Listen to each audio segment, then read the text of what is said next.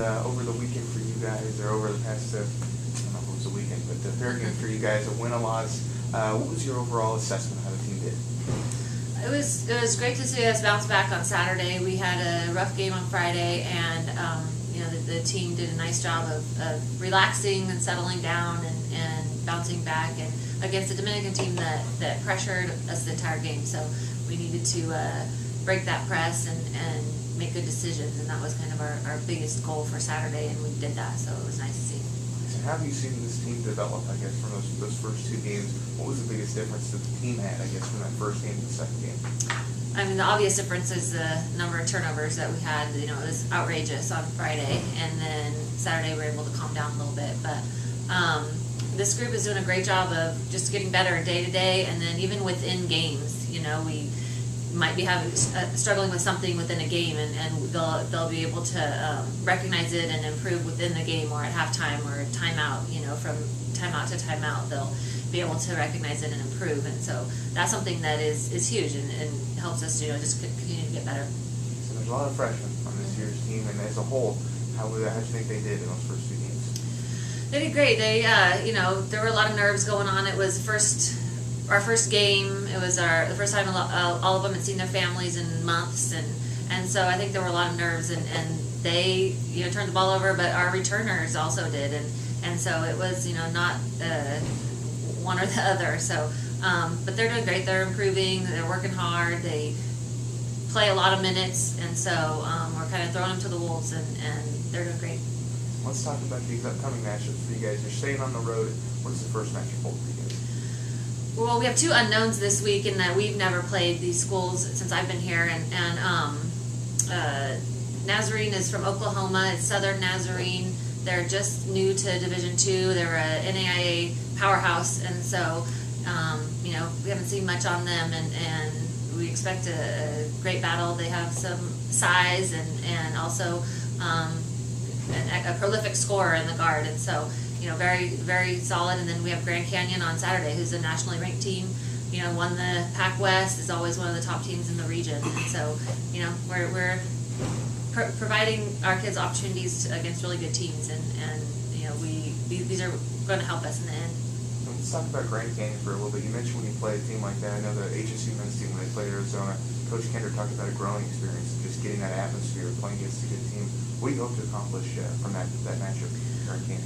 Right, Grand Canyon is going to provide an atmosphere for one. They have this great arena. They the atmosphere there is just a fun college atmosphere. A band, cheerleaders, great support, a huge arena, and so all of those things you can't simulate those in practice. And I think it'll be similar actually to our home games, how we have such a great home court advantage, and so it'll help us for that, but also on the road. There's a few teams in our conference that also provide that hostile environment, and you can't simulate that. So I think that's also going to be a factor for us to get used to.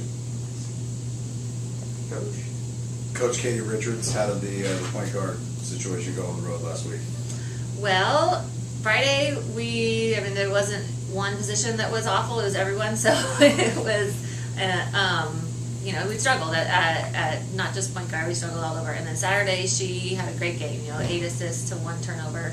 I think she just calmed down and just tried to let things happen and let things develop rather than force the issue a lot. And so Katie's doing great, and we were able to get Jane Toohey in there a little bit at the 1, and Jessie Johnson a little bit at the 1, just to get some experience. And so we're rolling.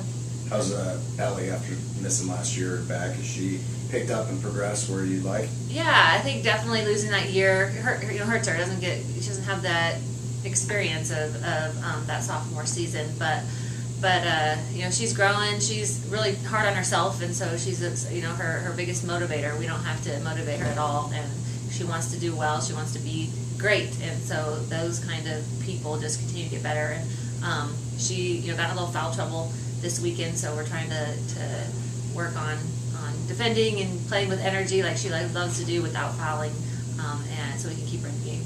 I've seen the men a few times. I feel like the storyline with them is finding who they are, who's going to be the starters, the players off the bench, and what kind of roles they're all going to play.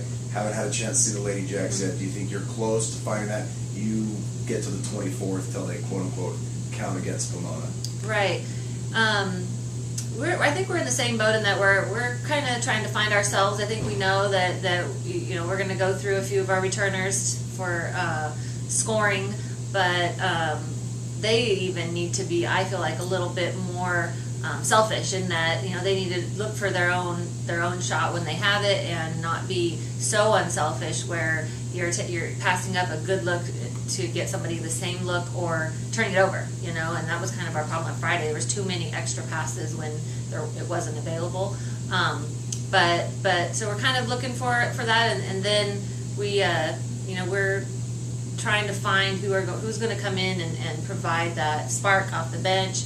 Who else is going to solidify our lineup, because essentially you play.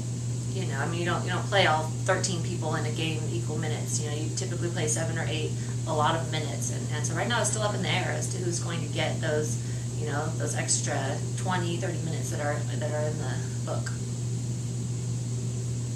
What was the cause of all the turnovers on Friday? Because 30-something turnovers. Right. Was it just a little bit of everything, or first night jitters? Yeah, it's we can make every excuse in the book, and ultimately, I feel like we didn't prepare our kids for this situation. We didn't, get them that exhibition game that would have helped get out the nerves. We obviously aren't putting enough pressure on each other in practice, and so we as coaches need to hold ourselves accountable for that. And it was everything. It wasn't one person or one position. It was a combination of everything, and then a really good Academy of Art team that, it was like sharks in the water. They smelled blood and they were coming after it, and every one they capitalized on, it seemed like. So we're trying to move on. Thank you so much, Coach.